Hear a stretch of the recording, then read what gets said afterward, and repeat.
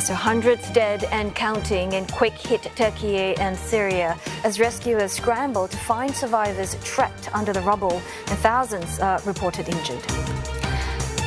And for more on the earthquake, Paul Martin Mai joins us live from Tuwal, Saudi Arabia. He's a professor of earth science and engineering at the King Abdullah University of Science and Technology. Professor, let's just first talk about the magnitude and location of this earthquake. What can you tell us about the latest seismic event? There are reports saying that it is the strongest to hit Turkey since 1939. Yes, good afternoon. That's absolutely correct. This magnitude 7.8 earthquake is the largest since about 100 years in Turkey. 1939 was a big earthquake, and then secondly in 1999 in Istanbul in the Adapazarı area. So this is by far the largest, and I expect it to be devastating for the local communities and for the local economy. Yeah, and looking at those live pictures there, we can see the damage is very, very extensive. In terms of the size of this earthquake and the magnitude of it, how does it compare to previous ones in the region? I mean, you have mentioned before that, you know, in the past, these earthquakes in Turkey, they've led to thousands of fatalities due to the style of building construction. Yes, that's correct. I mean, you know, we cannot predict earthquakes. We cannot prevent them from happening, but we can prepare for them through proper seismic hazard assessment and proper construction style. And so rules exist, but they need to be enforced. I cannot say anything specific about the local construction style there in this region of today. But this earthquake exceeds way in magnitude the 1999 earthquake in near Istanbul, which had over 15,000 fatalities.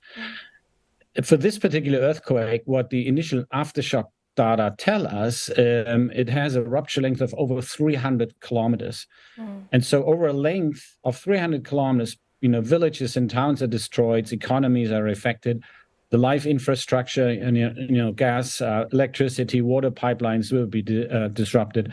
So the impact on the local population and economy will be massive because it's such a big earthquake that affected a large area. And based, you know, on the sheer size of this event, as you mentioned, it's going to be a big impact on its economy. But the West, they say they're going to step in to help. But what's going to be enough, though? Oh, that's very difficult to say. The local authorities have sent rescue teams now. They will do primary damage assessment and immediate help. And then what is needed are food and supplies, tents, you know, blankets and things like that. It's in the middle of the winter. It has recently snowed in the region.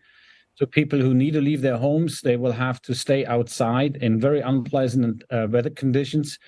So it requires international aid activities to provide shelter, clean water, food, and supplies. Right, I imagine those and are some. It has to come from.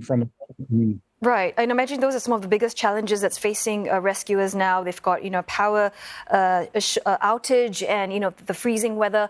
In terms of the golden window for finding survivors, what are we looking at? Typically, we say 72 hours.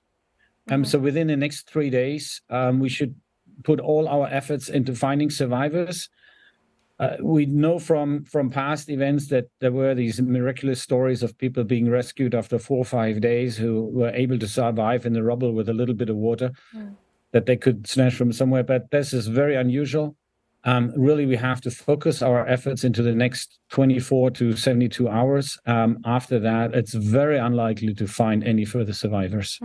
Also, Professor, you know, do you think this earthquake in particular, I mean, is that going to lead us to any breakthroughs to better understand, you know, the inner workings of the earth? And in terms of technology even, I mean, how has it improved such that it will play a better role to help us better predict future quakes?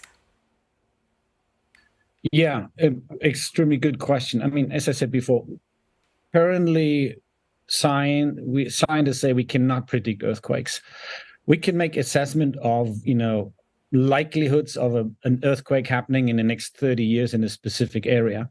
But a prediction in terms of precise time and day and magnitude is not possible. So we need to prepare better. That's the first thing. Nowadays, we have a lot of dense data coverage. And so I expect that this earthquake will now be studied not only by my team, but by many others across the globe to really understand what happened during this earthquake. And it will not help us to be able to better predict earthquakes, but to better prepare for them. All right. Well, thanks very much for your time there, Professor Paul Martin Mai with the King Abdullah University of Science and Technology.